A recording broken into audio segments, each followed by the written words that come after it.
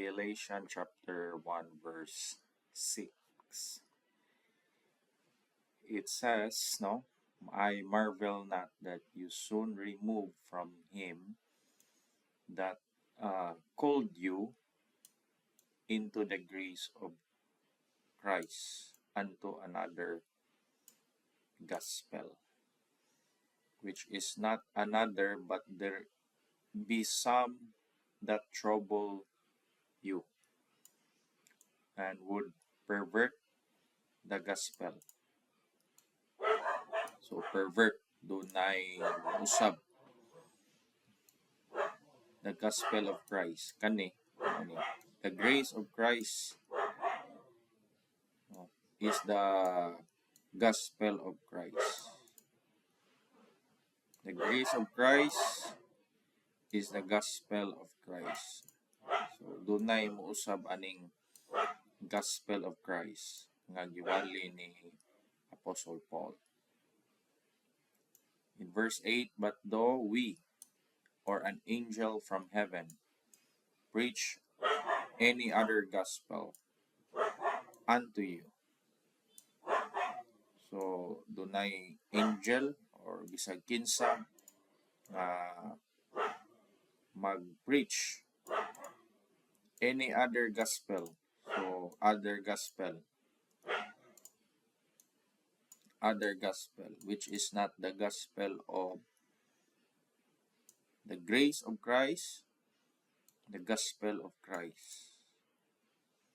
So Paul, nagsulti siya dinhi, warning siya, naghatag siya o pahimangno sa taga-Galasya nga matingala siya nga dunay mga uban nga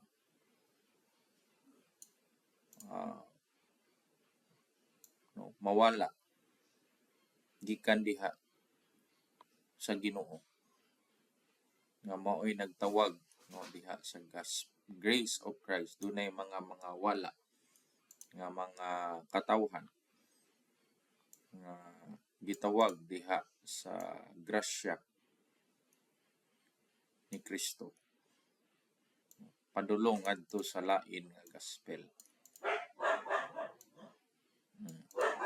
which is not another, but there be some trouble you would pervert the gospel of Christ. So dunay mga tao nga muusab aning gospel of Christ. But though we are an angel preach other gospel unto you, that which is we have preached unto you, let him be accursed. You see, ang gospel nga dili motugma sa gospel ni Paul sa ihang giwali, dili motugma, lain nga gospel ang gitudlo, dili gospel ni Paul, tunglo. Let him be accursed, tunglo. As we said before, so gisulti na ni Paul kaniadto pa. So say now again, if any man, so iyang gikaduha na pod og sulti, if any man preach any other gospel unto you than what ye have received. So ang taga Galasya nakapaminaw ni sa tudlo na ni Paul about sa gospel.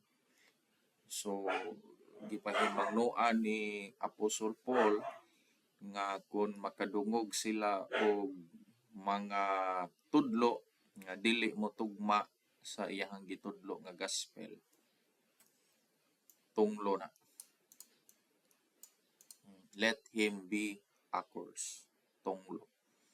So do na gani mo tudlo og laing nga gospel unya, tuhuan dili gospel ni Paul, tunglo na. For do I now persuade men or God? Pa ni Paul nga sa iyahang mga gipangsulti nga siya servant siya sa Ginoo. Wala siya mag-serve og tawo. Mao na nga ang iyahang gitudlo unsa gyoy gitudlo or gihatag sa Ginoo niya, unsay gi-reveal sa Ginoo niya, maoy iyahang gitudlo. O nasayod na ang mga listener ni Apostle Paul, mga follower ni Apostle Paul, unsa nga gospel ang iyahang gitudlo. Si Paul, di gina siya mo compromise sa iyahang gitudlo. Dili gina siya mobiya sa unsay iyahang gitudlo sa mga katawhan nga iyahang nakatunan sa revelation ni Jesus Christ niya sa Ginoo. For I yet please men, I should not be servant of Christ. So daghan ang mga tao karon nga nagtudlo og Biblia apan ang ilahang pagtudlo, ang ilahang mga tudlo, gusto sila nga ang tao ilahang palipayon. Mao na nga ang gospel nga gitudlo ni Pablo, ni Apostle Paul, sa Biblia, dili na matudlo nganuman. Pag ang usa ka tawo gusto magpahimaya og tawo, usbon gyud ang gospel. Ang gospel ni Paul nagtudlo man ni nga wala na nang pagkamatarong nga iya sa balaod. Wala na pod ning mga miracles, signs and wonders, water baptism, building sa relihiyon. Uban pa daghan kaning gitawag nato og tradisyon sa tao. Wala man na. Kaning prosperity, wala man na. Daghang mga tao karon gitudlo ang Biblia, giusab ang gospel. Kay anhi nila itudlo base sa tudlo ni Paul nga gospel, wala naman ning mga physical healing, wala naman ning mga prosperity, wala naman ning mga pagpamimbro og relihiyon, ana gyud pasimbahon kay mag-praise and worship sa ilang building. Wala naman na. So ang tao di gyud malipay. Kung ang motibo nila pagpangwarta, mao na nga di gyud na matudlo ang tudlo ni Paul about sa maayong balita sa kaluwasan. Gihatag sa Ginoo niya, gitawag og gospel of Christ or the grace of Christ. Mao na ang gitudlo ni Paul, ang new dispensation, bag-ong administrasyon o bag-ong pakigdeal sa Ginoo sa katawhan karon ubos sa programa sa grasya. Mao ni nga kung tinuod ingon si Paul nga siya tinuod siya nga servant sa Ginoo, so kita kung tinuod ta nga servant pud sa Ginoo, nagsunod ta ning Pablo, Apostle Paul, di gyud ta magpahimaya og tawo kung say gitudlo sa grace gospel ni Paul nga gihatag sa Ginoo niya, mao natong itudlo.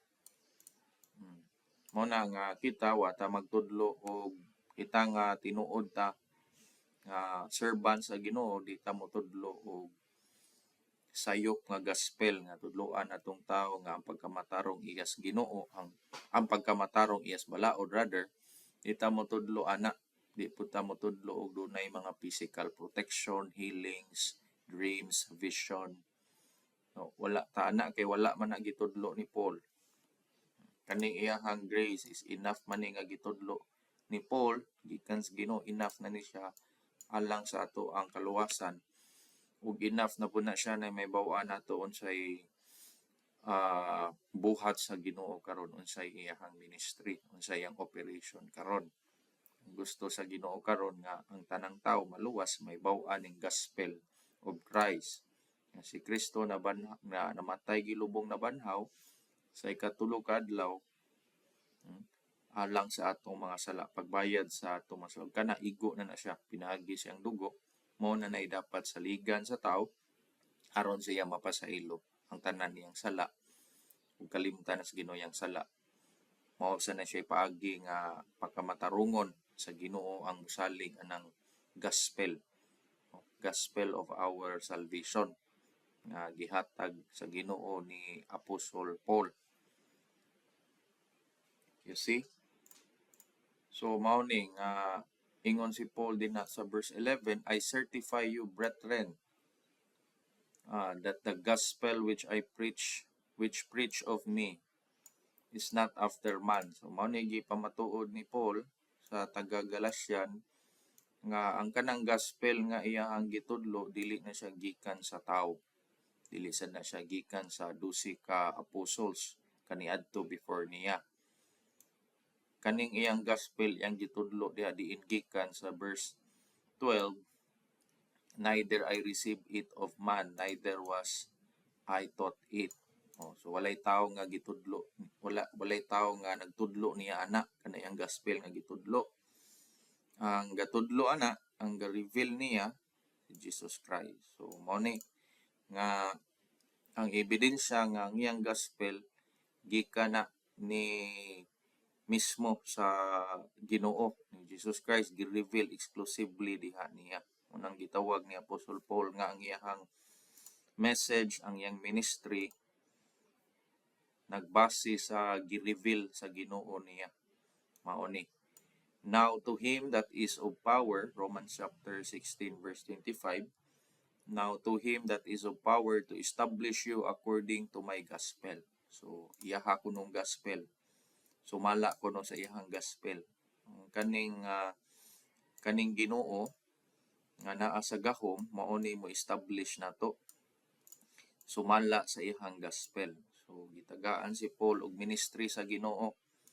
Ug kaning ministry sumala ni siya sa gospel niya. Exclusive lang gihatag ni diha niya ni Paul. Sa Ginoo diha ni Paul. Ug kana nga message appeal na ang preaching ni Jesus Christ. Sumala sa revelation of the mystery. So kaning gospel ni Paul misteryo na gi-reveal niya. Ug kaning mga tudlo, doktrina sa operation, instruction, doctrine tanan panahon sa programa sa grasya, sumala na siya sa revelation of the mystery. So misteryo pasabot tinago. Exclusive ra na nga gihatag ni Paul, special ministry ni Paul, which was kept secret since the world began. Pero karon nga taknas panahon, so good niya, ubos sa programa sa grasya, nadayag na made manifest by the scripture of the prophet according to the commandment everlasting made known to all nations for the obedience of faith. So mao ni ang importante nga message nato karon, mao ni no aron ta makabaw ta sa kamatuoran. Ang dili kabalo no, wa kabalo sa tudlo ni Apostle Paul, di gyud na ma-establish, di gyud na mo increase ang kahibalo sa mga doktrina sa Ginoo, unsay mga tudlo niya karon, unsay iyahang pakigdeal sa tao, sa iyang mga operation karon, ug unsa say kabubut-on sa Ginoo sumala sa iyahang gi-reveal diha ni Apostle Paul. So wa ni siya may bawi sa mga katawhan dito sa Old Testament. Dinhi lang ni nahibaw-an ni Apostle Paul, gidirect sa Ginoo niya o gitudlo niya karon panahon niya sa iyang ministry o nasayra na ni sa mga katawhan kay gitudlo naman. Mo na nga giingon din nga ang tibuok kamatuoran sa Ginoo gihatag na. So gi-reveal na, ma-access na nato pinaagi aning Biblia nga mabasa nato sa Romans through Philemon. Ug ato makita din pamatuod no nga gihatag na diha sa Ginoo ang manifold wisdom in Ephesians chapter 3 verse 10, pero kung imo nang tanan ang context mas masabtan nimo. Unto me who less verse 9, unto all men, to make all men see what is the fellowship of the mystery. Unsa kuno ang fellowship aning mystery, kaning doktrina ni Kristo nga gihatag niya exclusive no diha niya, which from the beginning of the world hath been hid in God and created all things by Jesus Christ, to the intent that now unto the principalities and powers in heavenly places might be known by the church the manifold wisdom of God according to eternal purpose which he purposed in Christ Jesus our Lord, in whom we have boldness access with confidence by the faith of him. Wherefore I desire that you faint not at my tribulations for you, which is your glory. You see, ang tibuok, no? Kaalam, wisdom, manifold, no? Nahibaw-an na nato tungod sa ministry ni Apostle Paul. Awao. Wherefore, in verse 7, wherefore I made a minister according to the gift of the grace of God given unto me. So, kaning gift of the grace of God given unto me, mao ni siyang exclusive lang nga gihatag sa Ginoo niya. Nga siya rin nakabaw ani unya iyang gitudlo sa tibuok kalibutan na. So siya minister siya sa sumala sa gift of the grace of God. So kaning gift of the grace of God dili ni wala ni gitudlo sa Old Testament ha. Wa ni gitudlo diha lang na ni Paul. Kanus aram na si Paul na himong alagad sa Ginoo nga si Saul man na sa una. Persecutor man na siya sa church. Diha na siya nagsugod sa Acts 9 nga gi-reveal sa Ginoo, no? Kinsa si Jesus Christ. So human gitawag na siya si Paul na siya. So dili ni tudlo sa Old Testament. Di pod ni tudlo diha sa ministry ni Jesus Christ, no? Diha sa earth ministry ni Jesus Christ sa Israel, wala man ni gitudlo ni Jesus Christ, ang gitudlo ni Paul.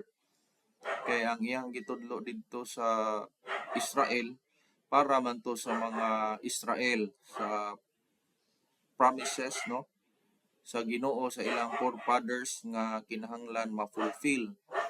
So kani unsa man ni tudlo ni sa Ginoo ni Apostle Paul diha lang niya. So wala ni gitudlo, no, sa mga katawhan kaniadto diha lang ni Paul. Mo na nga ang atong basihanan karon sa atong mga doktrina karon nga panahon ubos sa grasya ang atong basihanan mao nang tudlo ni Paul. Unsay mangutana ka unsa may buhat sa Ginoo karon? Unsa may iyahang operation karon?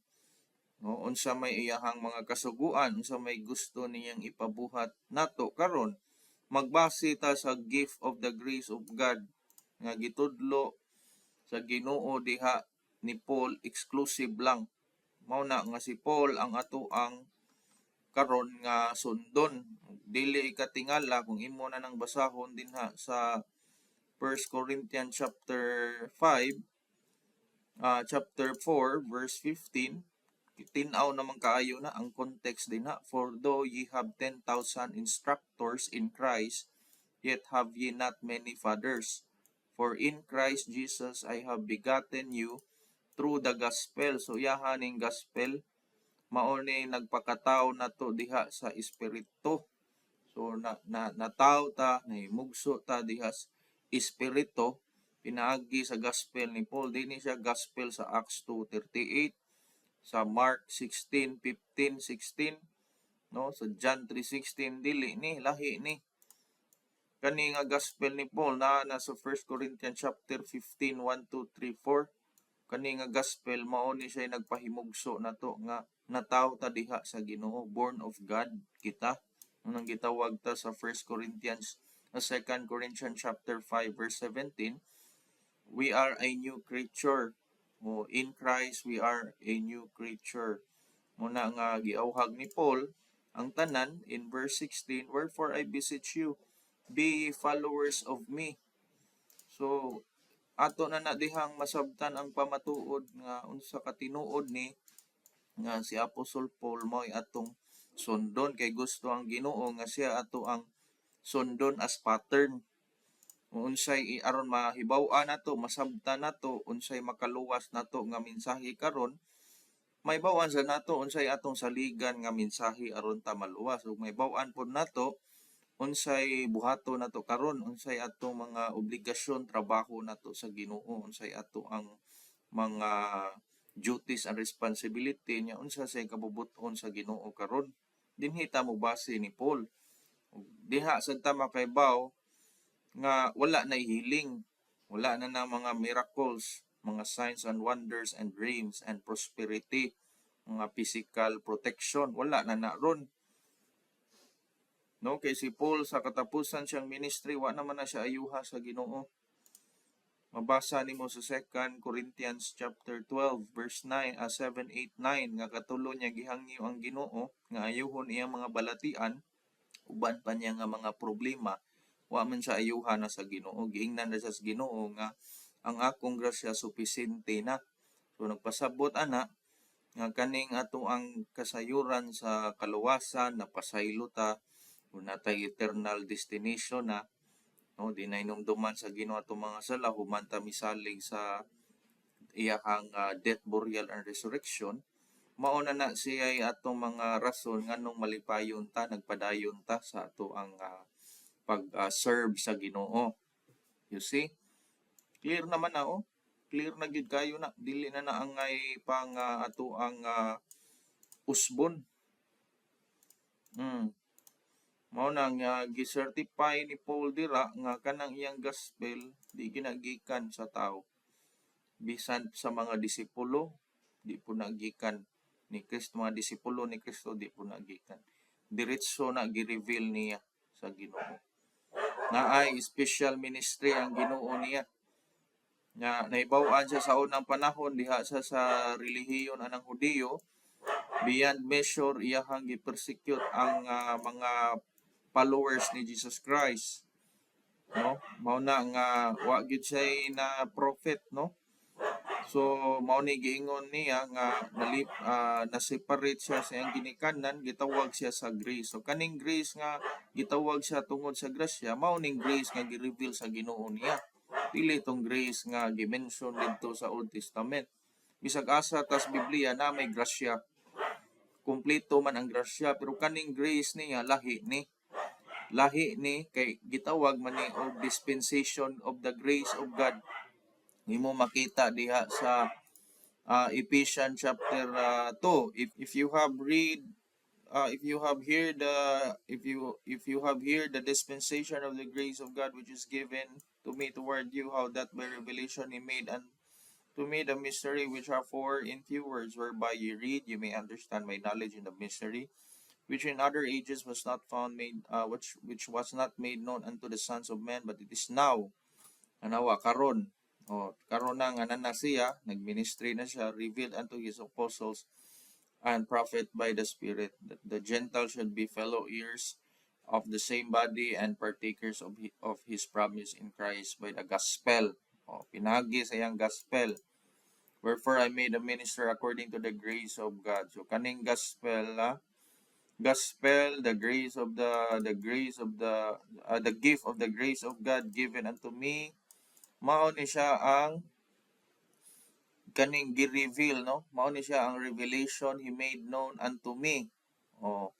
The mystery, mga tinago nga gi-reveal sa Ginoo niya, kung tinago na wa ginagitudlos propeta, bisan pa mas dusik ang mga apostol ni Jesus Christ or mismo si Jesus Christ sa iyang earth ministry, wala na gitudlo kay di ni mahimong mystery. Kung gitudlo na kaniadto di na matawag og mystery kay di naman na pwedeng matago kay gitudlo naman. Karon giingon si Paul dra gi-confirm dira ang pamatuod nga kanang iyahang nadawat nga revelation gikan sa Ginoo misteryo na tinago na diha ra gihatag niya.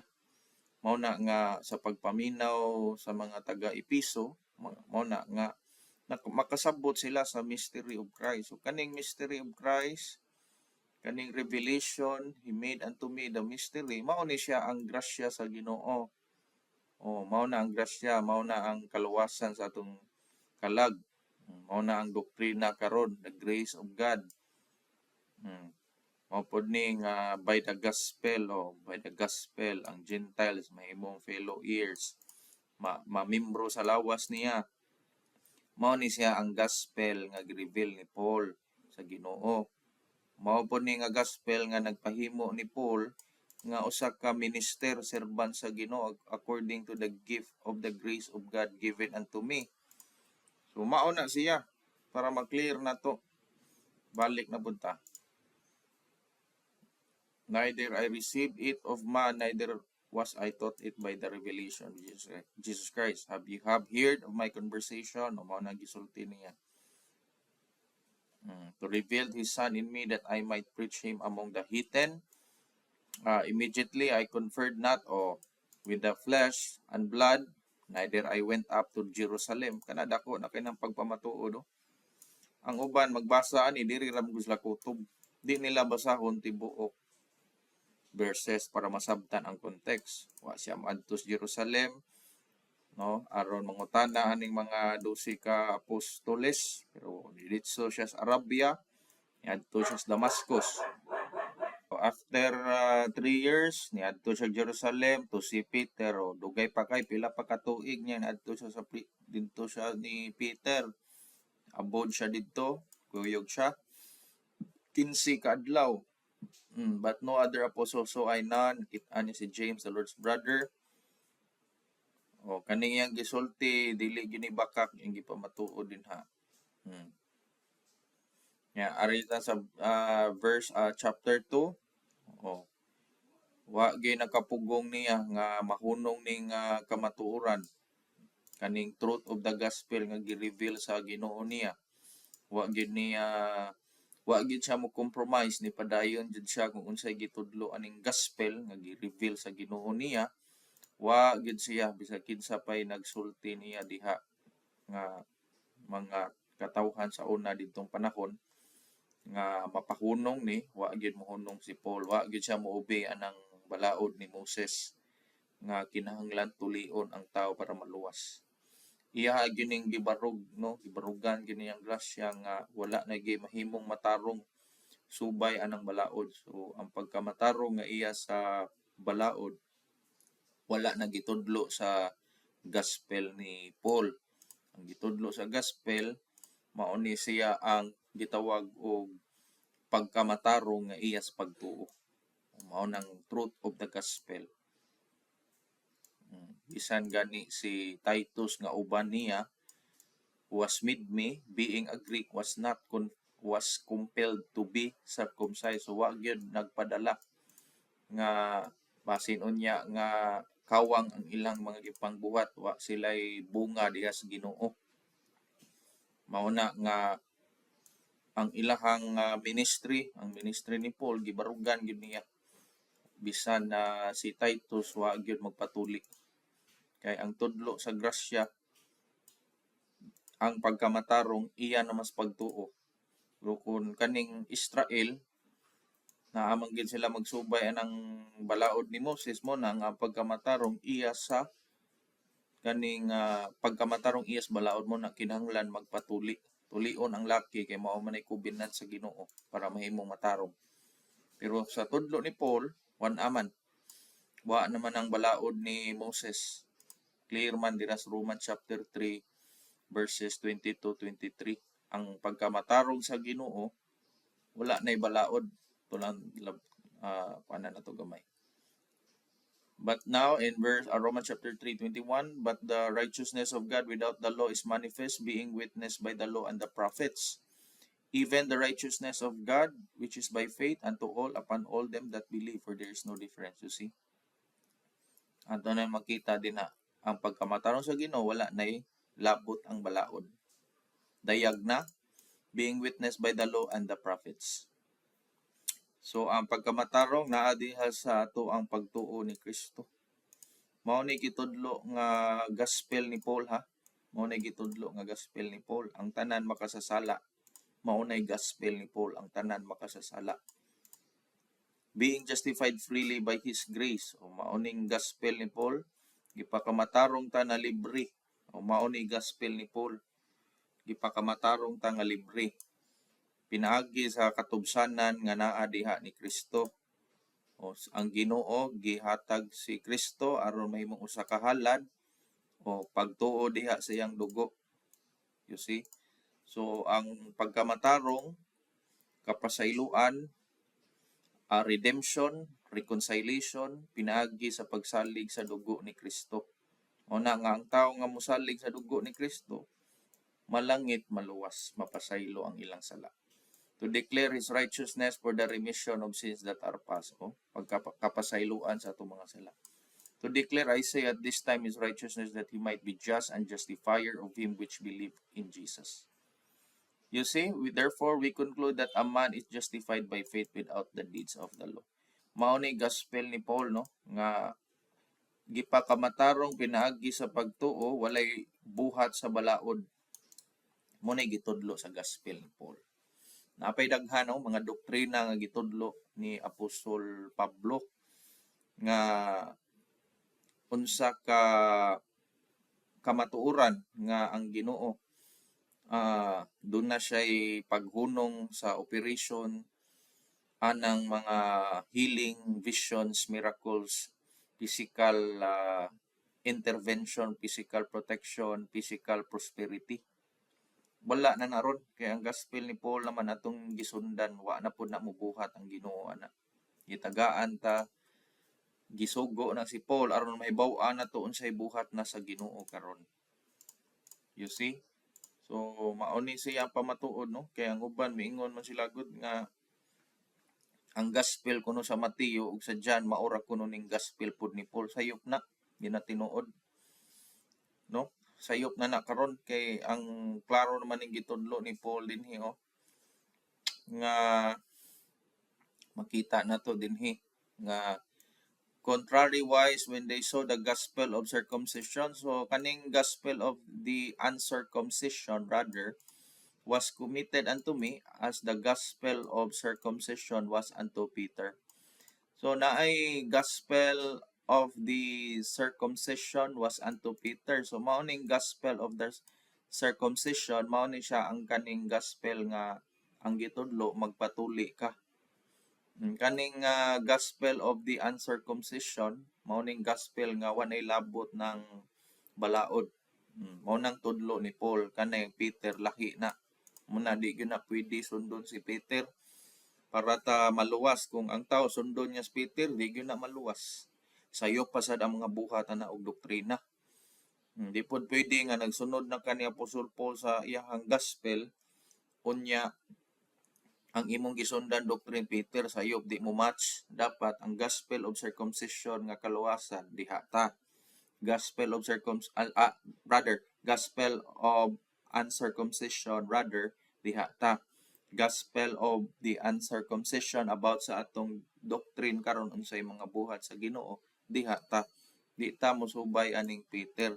Pero all scripture is given by inspiration of God. Profitable man na siya teaching, doctrine, reproof, correction, instruction in righteousness. Kanang tanang libro sa Bible bisan pag libro ni Peter ato nang tun-an aron makabaw ta og mga kamatuoran diha. Makabaw ta og doctrine of righteousness. Unsay dili maayong buhaton, unsay buhaton gani kuan gani moral principle, moral standard of God mahibaw-an nato diha.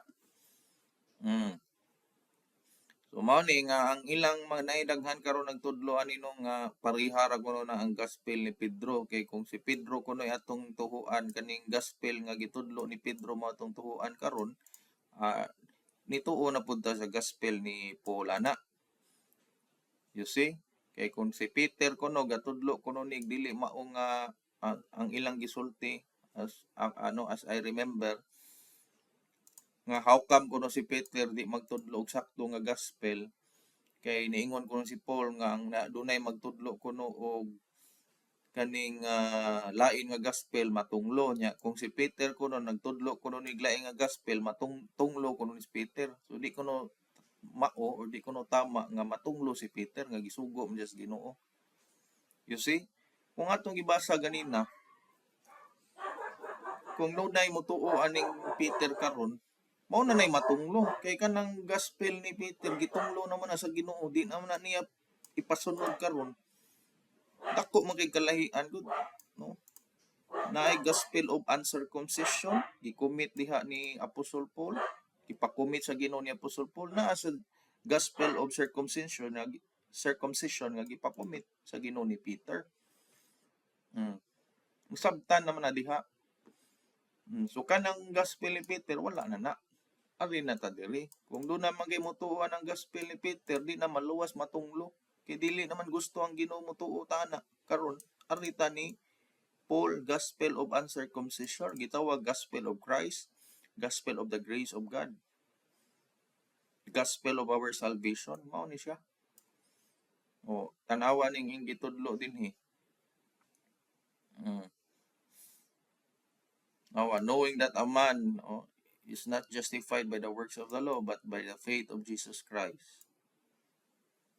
You see? I do not frustrate the gospel of God, for if righteousness come by the law, then Christ is dead in vain. You see? Clear naman kayo na? You see? So, klaro ang gitudlo na about aning gospel ni Paul ug no other gospel, no? Kani atong gikuan nga text sa Galatians chapter 1. Yan si Paul gitawag sa Ginoo. Clear na kay na, dili na dapat malibog pa.